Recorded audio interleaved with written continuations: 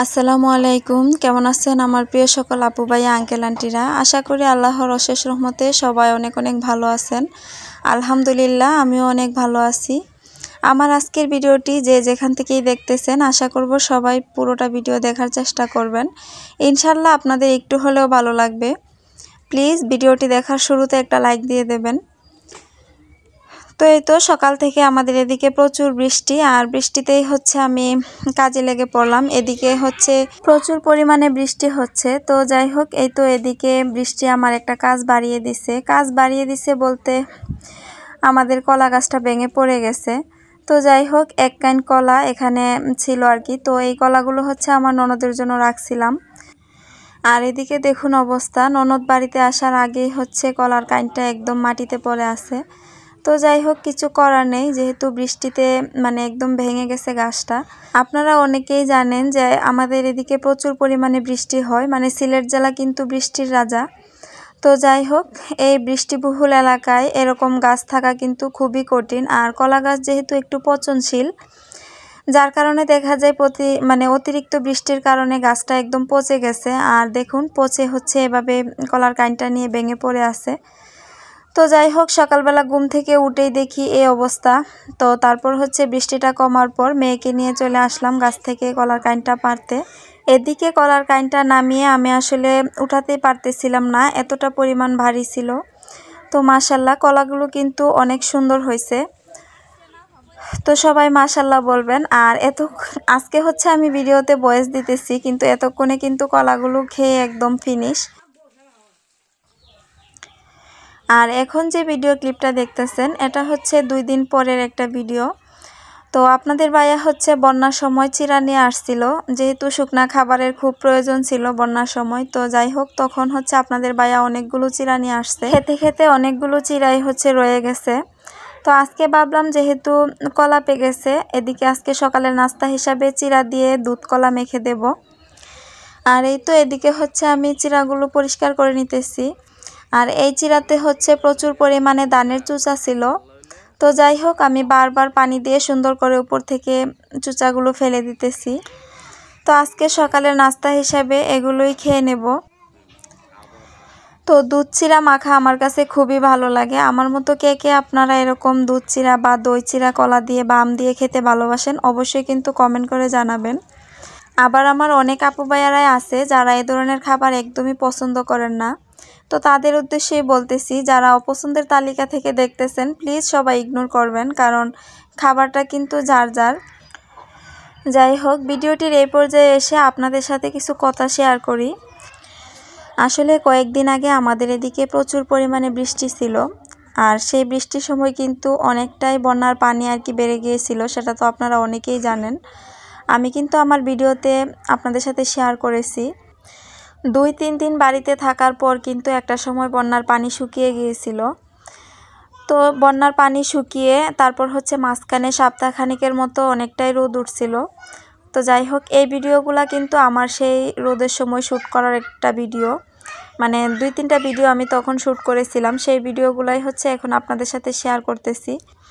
আর এখন বর্তমান এমন অবস্থা, সেটা তো বলার বাহিরে। এখন হচ্ছে প্রচুর পরিমাণে বৃষ্টি শুরু হচ্ছে। আজকে 2-3 দিন যাবৎ প্রচুর পরিমাণে বৃষ্টি। আর সেই বৃষ্টিতেই হচ্ছে আমাদের এদিকে বন্যার পানিটা আবারও বেড়ে গেছে আর কি। তো যাই হোক, সবাই আমাদের জন্য দোয়া করবেন। আমাদের বাড়ির নামায় পানি চলে আসছে। জানি না আগামী দিনগুলো আমাদের কীরকম কাটবে।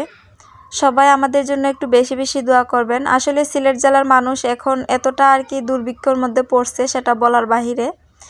2022 সালের বন্যা আর এখন হচ্ছে 2024 সালের বন্যা আমাদেরকে একদম নাকানি চুবানি খাওয়াচ্ছে। তো যাই হোক, এদিকে কথা বলতে বলতে আমরা হচ্ছে সকালবেলার খাওয়াটাও শেষ করে নিলাম।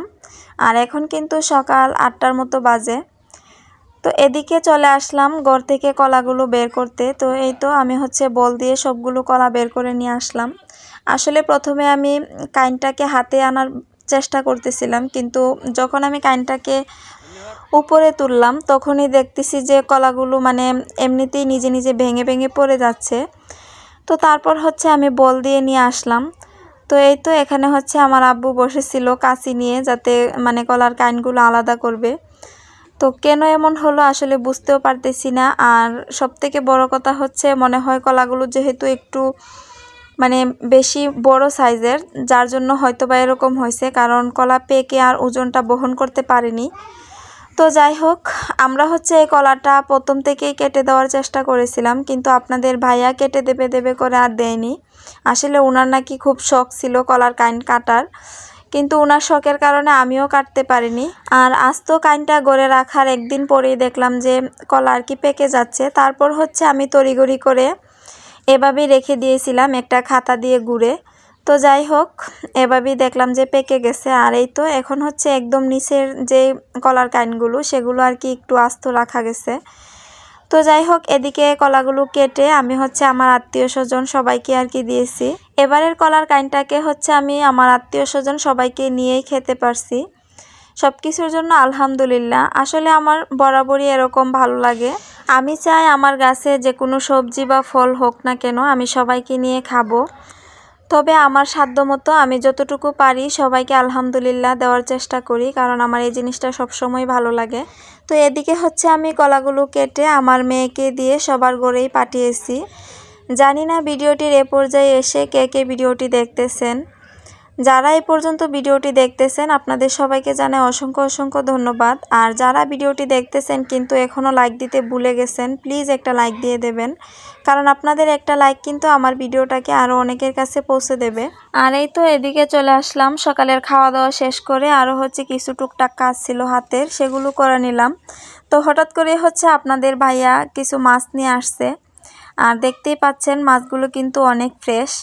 আর এই মাছগুলো হচ্ছে আমার অনেক পছন্দের মাছ। আপনাদের ভাইয়াকে কিছুদিন আগে বলছিলাম যে এই ধরনের মাছ আনার জন্য। তো যাই হোক, আজকে হচ্ছে বাজারে যাওয়ার সময় সামনে পেয়েছে আর হচ্ছে নিয়ে আসছে। এই মাছগুলো হচ্ছে আমার খুবই পছন্দের মাছ, এই ছোট বাইমার ট্যাংরা। আর আমার আপু ভাইয়ারা এই ধরনের মাছগুলো কে কে পছন্দ করেন অবশ্যই কিন্তু কমেন্ট করে জানাবেন। এদিকে এখন হচ্ছে আমি মাছ কাটার চাকরিতে বসে পড়লাম। আসলে আমরা মেয়েরা এরকমই, যখন যে কাজটা সামনে পড়বে না করে কোনো উপায় নেই। তো যাই হোক, মাছগুলো কেটে এখন হচ্ছে ধুয়ে নিয়ে চলে আসলাম। তো এই তো এখানে দেখতেই পাচ্ছেন এগুলো হচ্ছে গুত্তু মাছ আর ট্যাংরা মাছ, আর এই পাশে হচ্ছে সবগুলো ছোট বাইম মাছ। তো এখন হচ্ছে আমি কয়েকটা রেখে দেব রান্না করার জন্য, আর বাদ বাকিগুলো হচ্ছে আমি ফ্রিজে রেখে দেব। তো এই তো দেখতেই পাচ্ছেন এই মাছগুলো আসলে আমি ভাবতেছিলাম যে কি দিয়ে রান্না করব, যেহেতু আজকে আর আপনাদের ভাইয়া বাজারে যাওয়া হয়নি আর তেমন কোনো সবজিও আনা হয়নি। ভাবলাম যেহেতু ঘরে আলু আছে, আলু দিয়েই হচ্ছে রান্না করে নেব। তো তার আগে এই তো এদিকে দেখুন আমি হচ্ছে মাছ কাটা থেকে উঠে মাছের কাজ শেষ করে এখন চলে আসলাম কিছু লাকড়ি এখানে আর কি রোদে দিয়ে দিতেছি, যেহেতু এই লাকড়িগুলো অনেক দিন যাবত এখানে পড়েছিল। ভাবলাম যে একটু রোদে দিয়ে দেই, তাহলে শুকিয়ে যাবে। আর এই তো এদিকে দেখতেই পাচ্ছেন বাড়ির অবস্থা, যেহেতু অনেক দিন পর বাড়িতে রোদ উঠছে, সবাই হচ্ছে উঠান ভরে কাপড় নেড়ে দিতেছে, কিন্তু আমি এখনও ধুইনি, কারণ বাড়ির নামাতেও প্রচুর পানি, আর কাপড় ধুয়ে দিলেও শুকাতে পারবো না, যার জন্য ভাবতেছি আগে সবাই ধুয়ে নেক তারপরে ধুবো। আর আমার এতটাও পরিমাণে কাপড় নেই যে আমি আর কি এত তাড়াহুড়া করে ধুতে হবে। তো যাই হোক, এখন হচ্ছে চলে আসলাম চুলাটা একটু লেপে দিতে। তো এই তো এখানে আমি চুলাটা লেপে নিতেছি। আজকে হচ্ছে মাটির চুলায় রান্না করব। আসলে বৃষ্টি বাদলের দিন, তাই হচ্ছে তেমন একটা মাটির চুলায় রান্না করাও হয় না। আজকে ভাবতেছি চুলাটা একটু লেপে নেই, তারপর বিকেলবেলা আর কি মাটির চুলায় রান্না করব। আজকে আর দুপুরের দিকে রান্না করব না, কারণ হচ্ছে দুপুরের দিকে একটু মাছ রান্না করে নিয়েছিলাম অফ ক্যামেরায়। আর যেহেতু আপনাদের ভাইয়া সিলেট চলে যাবে, যার জন্য হচ্ছে আমি অল্প একটু মাছ রান্না করে ওকে খাইয়ে বিদায় করে দিলাম। ভাবলাম যে দুপুরে আর রান্না করব না, যেহেতু আমি একা, একদম বিকেলবেলা রান্না করে নেব। তো এই তো এদিকে হচ্ছে আমি চুলাটা লেপে তারপর একদম আরও টুকটাক কাজ ছিল সেগুলো করে নিয়েছিলাম। তো এখন হচ্ছে একদম বিকেলবেলা হচ্ছে আমি রান্নার সব কিছু রেডি করে নিয়ে চলে আসলাম। আর আজকে হচ্ছে চুলাটাকে একদম একটু অন্যরকমভাবে প্রসেসিং করেছি। এভাবেই হচ্ছে আজকে রান্না করব, যেহেতু বন্যার পানি বাড়িতে উঠছে, দেখতেই পাচ্ছেন বাড়ির কি অবস্থা। আসলে চুলাটা যে উঠানে এক জায়গায় নিয়ে রেখে রান্না করব সেরকম কোনো পরিস্থিতি নেই। তো যাই হোক, এদিকে হচ্ছে আমি চুলাটা একটু বারান্দার বাহিরে রাখছি, আর বারান্দায় বসে বসে হচ্ছে আমি রান্নাটা করে নিতেছি। আর এদিকে হচ্ছে আমি ছোট চান্দা মাছগুলো ভাজি করে নিয়েছি। আর এরকম শুকনা ভাজি আমার খুবই ভালো লাগে। আর এই তো এই পাশে হচ্ছে আমি কড়াইয়ে বাইম মাছ দিয়ে দিলাম। তো বাইম মাছ দিয়ে হচ্ছে আলু দিয়ে একটু হালকা ঝোল রান্না করব। তো এদিকে আমি হচ্ছে চান্দা মাছটা যখনই বাটিতে নিয়ে নিলাম, পাশে হচ্ছে আমার মেয়ে দৌড়ে আসছে মাছ খাওয়ার জন্য। ও হচ্ছে এরকম শুকনো ভাজি মাছ খেতে খুবই পছন্দ করে। তো যাই হোক, ওকে বলছিলাম যে একটু দেখে শুনে খাও, যেহেতু ছোটো মাছ কাটা লাগবে। মাশাল্লাহ, আমার মেয়ে ছোটো মাছ মানে ভাজি খুব সুন্দর করেই খেতে পারে। আমার আজকের ভিডিওটি যদি আপনাদের কাছে একটু হলেও ভালো লাগে, অবশ্যই আমার চ্যানেলটাকে সাবস্ক্রাইব করে আপনাদের এই ছোট্ট বোনের পাশেই থাকবেন। তো এদিকে হচ্ছে আমি মাছগুলো ভাজি করে এখন হচ্ছে আলুগুলো একটু ভাজি করে নিতেছি, আর সাথে পেঁয়াজ দিয়ে দিলাম। তো এখন আমি পরিমাণ মতো সব মশলা দিয়ে দিতেছি। তো আজকে রান্না করার সময় অনেকটাই ভালো লাগছে, কারণ এদিকে আমি রান্না করতেছি আর পাশে হচ্ছে উঠোনে সবাই বসে আড্ডা দিচ্ছিল। তো সবার সাথে আড্ডাও দিচ্ছিলাম, এদিকে রান্নাটাও করতেছিলাম, খুবই ভালো লাগতেছিল। এদিকে কথা বলতে বলতে আমার কিন্তু মশলা কষানোটা হয়ে গেছে। এখন হচ্ছে আমি একটু ঝোল দিয়ে তারপর হচ্ছে মাছগুলো দিয়ে দেব।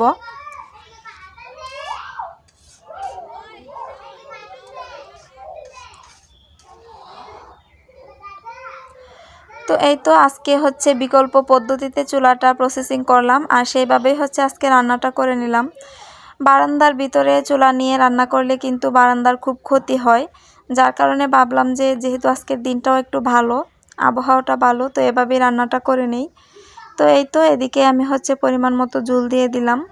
এদিকে কিন্তু আমার তরকারি রান্নাটাও হয়ে গেছে। তো যাই হোক, আমার আজকের ভিডিওটি এ পর্যন্তই। আমার ভিডিওটি যদি আপনাদের কাছে ভালো লাগে, অবশ্যই আমার চ্যানেলটাকে সাবস্ক্রাইব করবেন।